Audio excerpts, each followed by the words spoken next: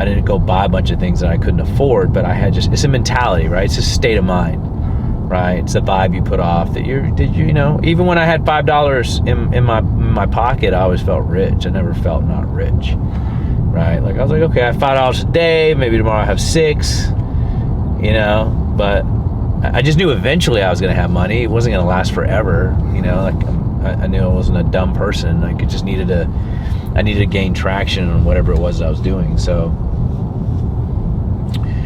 it's mindset first, and then everything else follows after that.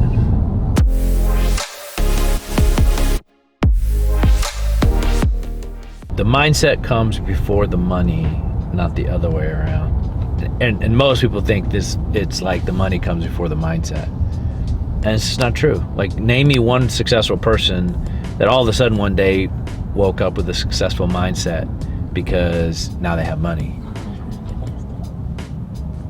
Like, you got to have the mindset before you can have it.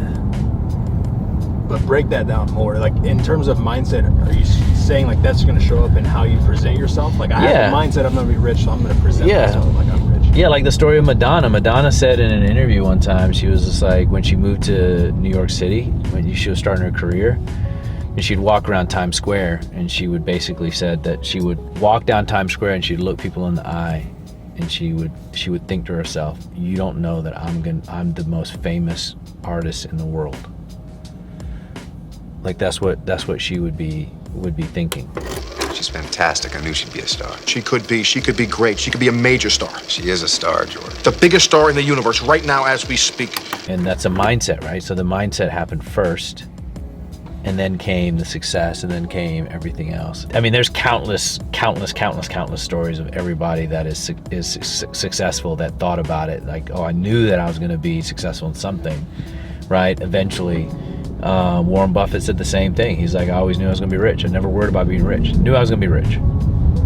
So that's a perfect example. So, I felt the same way. Like I met somebody in 2013, 2014. It was 2014 when I literally had no money. I was maybe $100 to my name. And I met that person and we became friends. And then several years later, he found out my story, that I was completely broke at that time, and he called me and he was like, dude, I didn't know that you were that broke. Like, I just thought you were rich. But it was because I carried myself like I was a rich person. 5 says she put you away. 5? How about 10? Okay, seems a little steep, but 10,000 it is. I didn't go buy a bunch of things that I couldn't afford, but I had it's a mentality, right? It's just a state of mind, right? It's the vibe you put off that even when I had $5 in my pocket, I always felt rich. I never felt not rich, right? Like I was like, okay, I have $5 a day, maybe tomorrow I have $6, but I just knew eventually I was going to have money. It wasn't going to last forever, like I knew I wasn't a dumb person. I needed to gain traction on whatever it was that I was doing. So it's mindset first, and then everything else follows after that. Right. But can people go overboard and, like you said, like go start buying things they can't afford to keep up with an image? To be that person before they're actually there?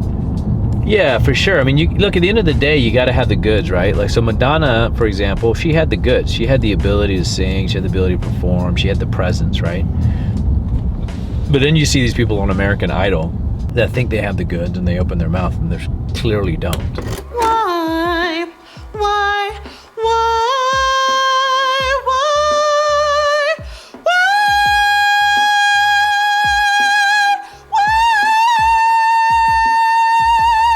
That person can say to themselves that they're going to be the most famous singer in the world, but they never will be, right? Like, if I said to myself, I'm going to be the most successful basketball player on the planet, this is never going to happen.